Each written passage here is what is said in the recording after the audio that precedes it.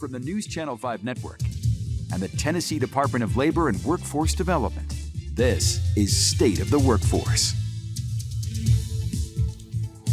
And welcome to State of the Workforce. I'm Chris Cannon. Today we'll take you inside the Nissan Powertrain Assembly Plant in Decherd, Franklin County. We'll show you what Nissan produces there and learn about the innovative ways they are changing the mindsets about careers in manufacturing. But first, we have a workforce update for you. Back in August, we talked about the state's new Pathways to a Diploma program that launched back in the spring. It allows adult learners to take multiple types of tests to fulfill the requirement to earn a high school equivalency diploma. That piece of paper can open a lot of doors to better employment and secondary education, making Tennessee's workforce even stronger. Well, since the program's soft launch in April, about 800 Tennesseans have taken that new pathway to earn their high school equivalency diploma. At this rate, the state is on track to double the number of diplomas it hands out in just a year. That's great news. And now, our workforce focus, employment at Nissan's Powertrain facility in Decherd and its Centers of Excellence. Matt Overbay is the Director of Manufacturing and Strategy for the United States and Mexico for Nissan, and he's here to tell us more about this program. And first, let's go over the Decherd facility. A lot of people are familiar with the big facility out there in Smyrna, but Decherd maybe is kind of a hidden gem down there in Franklin County. Tell us what goes on there. Decherd is a hidden gem. Well, we opened the doors in Decherd in 1997 and started producing engines for our plant in Smyrna. We also have a plant down in Canton, Mississippi, and Decherd produces the powertrains for that facility as well. Now, the whole facility is about 2 million square feet. And there's about 1,700 employees that work there. It was about a $1.6 billion investment, and we produce engines both for the vehicles in the U.S. as well as Mexico, and export parts out to Japan as well.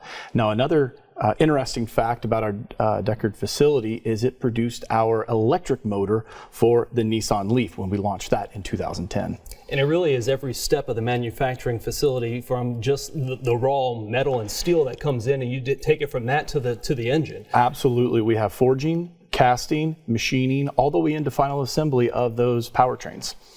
Tell me what it's like to work there. It's a solid place to work, never a layoff, which is pretty amazing for a manufacturing facility. It is a great place to work. It's a very innovative place to work. Our individuals, our engineers are challenged, our technicians are challenged, and you're right, we have never laid off a person from the Decherd facility, and it has been voted America's Great Place to Work 2 years in a row. Now, it is a tight labor market out there. No lies about that. Everybody's dealing with that. How hard does that hit you down in Decherd and in Smyrna? It is hitting us everywhere very, very hard. And one of the issues that we have with the manufacturing environment is everybody sees it as a dirty, gross place to work. You can't really make a living off of doing that. This couldn't be further from the truth. With the way that technology is starting to be implemented inside of the manufacturing process, it's becoming a more challenging, as I mentioned earlier, environment to work in. You're going to need to know a little bit more about the machines that you're working around, about the data that's coming back out, and how you take that data, utilize that to make decisions to produce better parts. But debunking that myth is starting to become one of the challenges that we've got with the workforce of the future, which is what we're trying to develop in the Decherd area, as well as the Smyrna area, how to not just support Nissan, but also our Tier 1 and Tier 2 suppliers as well. So how, for the labor market that's out there now, how do you debunk that myth? How do you get them to know that, hey, it's cold in there. It's not a hot factory like you might think it is. You're right, and it is a challenge. We've got to do kind of a three-step approach. It's not only the individuals that are coming to work in there, but it's also the individuals that are teaching or providing education to those students, as well as the parents. And those three, you've really got to change the mindset of all three in order to be able to attract that talent into the manufacturing plant. And then a lot of people believe that it's just on a line shooting a bolt. There are much more jobs than a technician on the line. We've got maintenance jobs, engineering jobs. We've also got our finance, accounting, a lot of different general administration jobs as well. So it's more than just manufacturing on the floor. There's a lot more that go into supporting that manufacturing process. And we were down there a couple of months ago to check it out, and it's not as even if you're just standing in one place and doing the same job over and over for 8 hours a day. There's really different programs that move you around so you do different types of jobs, so you're not stuck in one place every day and kind of get into that rut. You're absolutely right, and that's one of the things that we try to do, not only at Decherd, but Smyrna and Canton as well, is how do we develop those employees from what they're doing to what's coming next. So we try to move those employees around, give them more of education training on areas outside of their current expertise. How do we grow? How do we create that career forward for those technicians as well as for our engineers? I mentioned that we have casting, forging, machining, and assembly. How do we move those engineers between each one of those processes to give them a broader view of the overall manufacturing process? So once you find that great employee, how do you keep them? How do you invest in them? And how do you let them grow within the company? Well, it's challenging. Yeah. Challenging them is the right thing to do. Okay. And the challenging is difficult. But because of how innovative Decherd specifically is, as well as our Smyrna plant, but in Decherd, they have a very innovative culture to where they implement a lot of the new technologies that are coming out. This challenge given to not only the technicians but the engineers is what's really driving more individuals wanting to come and work in the Decherd area. They're getting to touch those new technologies, implement those new technologies, and see them work on the manufacturing floor. You have a regional training center. Go over why, one, it's located in Decherd and how beneficial that is to both Decherd and Smyrna. Well, one of the reasons that we have the regional training center located in Decherd is the innovation that I mentioned earlier, as well as the skill set that's required down in Decherd. Now, I again mentioned that we had forging, casting, machining, as well as assembly. Those each one have a very different set of skill set that's required in order for them to be successful. So we've set up the regional training center down in Decherd so that we can give those very specific skills that the individuals may not have coming off the street into the Decherd facility, but make sure that they could hone those in and perfect those skills to be successful in the manufacturing environment. So you don't necessarily need the experience. You can get hired on. You just need a good attitude and a willingness to work, and you can train them there because it is like a big school. Absolutely. Now, the good attitude and willingness to work, those are the two main things that you need, and we should be able to train and teach you everything that you need to know to be successful. Like I said, that regional training center has all the tools, the challenges that you need in order to be able to skill up and be successful. How long does it take from hiring on and getting onto a line or working? Is there a ramp-up period, or is it something most people can do pretty quickly? It's actually very, very quick to come on and then get to the line. It takes about 3 to 6 weeks, depending on what your skill level is coming in. But to hone in those skills takes much, much longer. But that's why we have a continual education process, pulling you in to the regional training center multiple times a year in order to go and find that new skill, challenge yourself, and be able to hone that in and be a much more qualified employee. And you're always on the hunt for those qualified employees. And you can go online and take a look at this QR code right here. You can scan that QR code and it'll take you right to the page where you can find all the jobs that are listed in Decherd and in Smyrna at the Nissan facilities there. And we're going to talk to Matt in just a little bit, because when we come back, Nissan is working to change the mindset about working in the automotive industry. And that means working on the next generation of employees and showing them firsthand what it's like. When we come back, we'll take you to the company's new Centers of Excellence, and that's just in several Middle Tennessee high schools.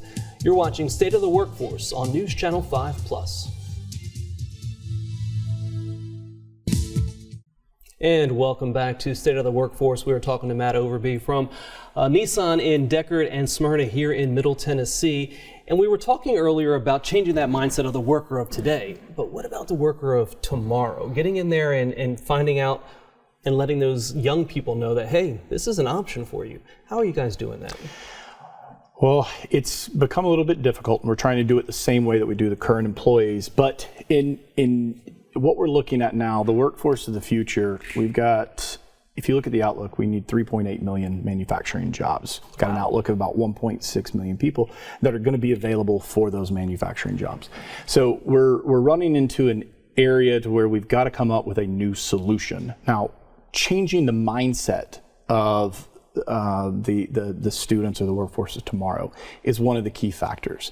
The second is going to be educating them, and melting those two together is really what's got to happen, and giving that exposure to the students is what we're trying to do now. And you are. You took them on a tour of the plant, and that probably doesn't happen all that often, but you got a whole tram load of kids in there to get a first-hand look at what's going on there. We did, and I mentioned earlier, we've got to change the mindset of 3 different individuals: the student, the teacher, and the parent. And that gets 2 of the 3 individuals. And so many times that tour isn't one of the only tours. We do that very often for the students in the area. And from the teachers walking in, the comments we get is, I had no idea this many jobs existed. And so being able to educate them is one of the key items we're trying to do, as well as get directly to the students. Now tell me a little bit about these Centers of Excellence that Nissan has started. It was a grassroots effort that you started in several school districts down there. First, let's go over the concept behind it and how it all came about. Well, the concept behind it was there is a lack of skilled labor within the market today. We're starting to see that anytime that you need an electrician, a plumber, HVAC, there is a lack of availability. We're having to find a way to put that skill set back in the schools. One of the things that we're doing with this, or we're looking at doing with this, is how do we get to the workforce of the future and give them the skills that they need? Well, as we look, the state of Tennessee has a great CTE program, but it may not be giving all the skills we need or the exposure to the manufacturing environment that we currently have. We're not debunking the myth that it's a dirty place to work. So how do we do that? The way that we wanted to do that is get into the schools, take the industry experts, put them in the schools, and have them teach the students. Expose the students to what they can do with that skill set and how they can grow. Really, the main goal is to show that not every path leads the traditional way. Now, they can go through these Centers of Excellence, and at the end of that, they'll receive a certificate. That certificate is an industry-recognized certificate for advanced manufacturing. Now, that can lead you to many other avenues. You don't have to come straight out of high school and go into a university or a 2-year college. You may be able to go into workforce for just a little bit and then go to that 2-year university, maybe that 4-year university, once you've figured out what you want to do. But you've got that skill set that'll help you get to that point. And it's making everyone know that there are different paths. It's not just one path, and it's not just a 4-year institution. There's 2 years, there's TCATs, there's different ways, there's these Centers for Excellence. Tell us, it's a program that's in a handful of schools right now, and kind of go over where they are and how you came up with those schools. So we're in 4 schools right now. That is Grundy County, Worden County, Tullahoma, and Franklin County. Now, the reason that we chose those 4 schools is those are right around our Decherd area, the area that we see the biggest need for the workforce of the future in the next 4 years. The reason that we chose those areas, they also support our Tier 1 and Tier 2 manufacturers. We're taking the approach that a rising tide lifts all ships. So not only are we trying to help ourselves out directly, but indirectly in supporting our suppliers as well. The region that we chose the schools has the biggest area of concentration for our suppliers as well as for our Decherd Powertrain plant. How that came about and those schools that were chosen was really interest from those schools, those teachers, those CTE programs in those schools. So actually, they saw the importance of it. They saw the importance of it, and they actually had to, we only had a limited number of resources, so they had to really compete for the need or the want to go and do that. And those 4 schools showed, from the competition standpoint, the most interest as well as the biggest proponents to supporting, educating, and putting those individuals back out in the market. You turn this around in less than a year, which, if you know, for corporate life, that's fast. For a school district, that fast. Anything this size, that's a fast turnaround. And it's really all funded by Nissan right now because you just wanted to get it off the ground and prove it? That is the number one goal that we had, is to prove that, number one, there was a market for it, it was necessary, and the students really would grab a hold of it. Now, we launched it with 1 to 2 classes at each one of the locations, and they're full. We've got close to 100 students taking these across the 4 different schools, and yes, we are funding it, and we are putting our technicians, our maintenance technicians, our manufacturing technicians, training them to be teachers and then putting them in the classrooms. That industry expert is going in and teaching these Centers of Excellence to make sure that we can give real life experience to the students that are learning from it, so they can see that manufacturing, again, isn't that dirty old job. It's something new, something exciting, something innovative. And we just saw some photos from those classrooms. It's not your typical classroom. It's kind of made comfortable, kind of where they can get in there and be comfortable and learn what they need to learn. Yeah, it definitely is not the traditional learning environment. It is going in, it's more hands-on, it's making sure that there's more labs, there's more communication between one another. It is not just your standard desk. There's couches, there's work tables, there is the different types of, we call them trainers, which is really what your labs are built off of. In some of these cases, we have the Nissan employees developing these centers, and the others, we actually have the students building some of the trainers, and that's part of their education. Well, Matt, it is a great program and one that I hope others take notice of and then take interest in, and then it can expand throughout the Tennessee area here. And if you want to learn more about the Centers of Excellence, you can scan this QR code here. It'll take you to the Centers of Excellence webpage, and that'll give you all the information and everything you need to know about this program and really how innovative it is and how it could change the face of manufacturing here in Tennessee. Matt, thank you. Still ahead, October is National Work and Family Month, which you may never have heard of before. I know I hadn't, but it's been around for quite a few years, and it shines a spotlight on the work-life balance and how it not only benefits workers, but also the employer. We'll talk to an expert about it next on State of the Workforce.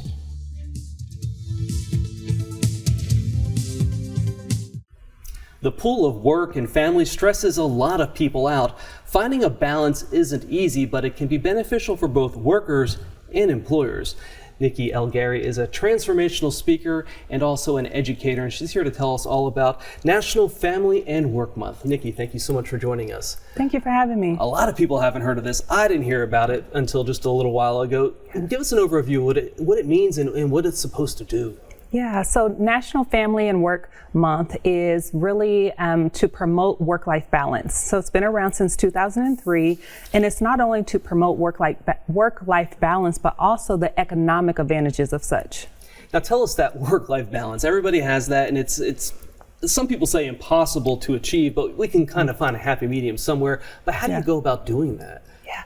So work-life balance is really trying to find harmony in between your professional life and also your personal life. And that's going to vary for everyone. It's really not a one-size-fit-all approach. So whatever works for you, really just leaning into that, but also being sure to advocate for yourself. That's really important. What are some of the signs that balance is out? That either family's taking too much, you're not paying enough time to work, or work is too much and enough for family? Yeah, so some of the signs of a improper work-life balance could be that you're just overworked. So even when you're not working, you're thinking about work.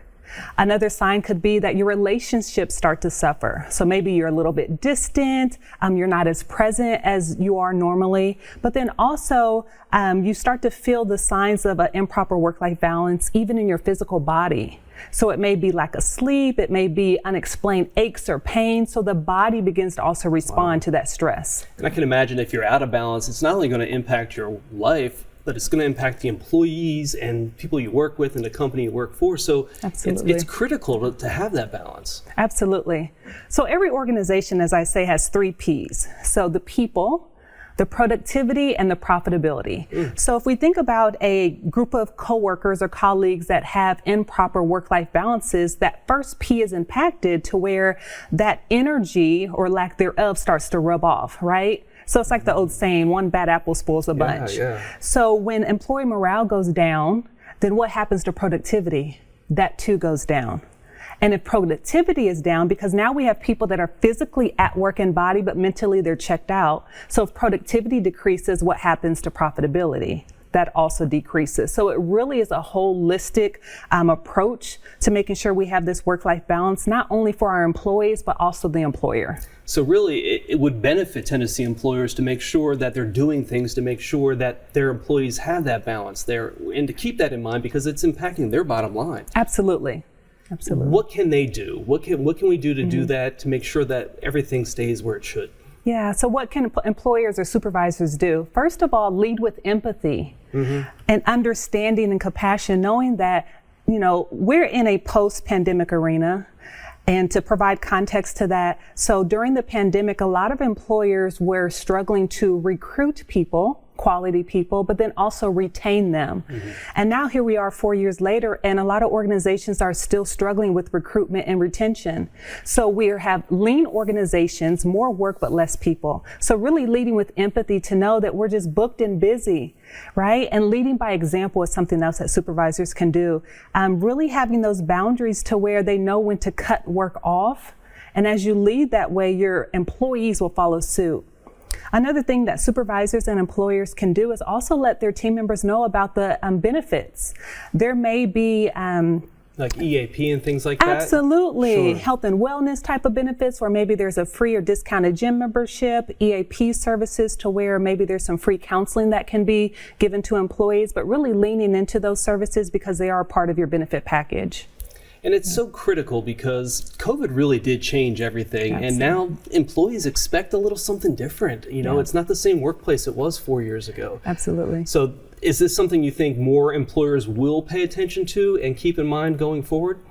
I would hope so. And that's a little tricky because we have a lot of employees now working from home, but work-life balance is also needed in the house, right? So really trying to have a spatial discretion, if you will. When you have an office set up at home, really have some spatial discretion to where your home office is in a separate part of the home and sticking to your schedule.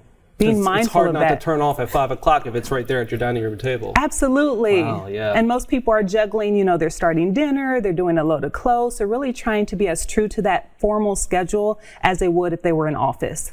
Tell me a little bit about your organization, Resolve to Evolve. What do you do? What are you out there? What's your mission? Yeah, so Resolve to Evolve, in essence, we help and inspire people really evolve into the best version of themselves. We hear that a lot, but we really put the work in to help people grow professionally and personally.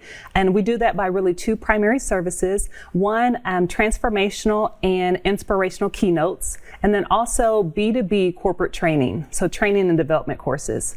And there is the QR code right there if you want to learn more about Resolve to Evolve and the services that Nikki provides.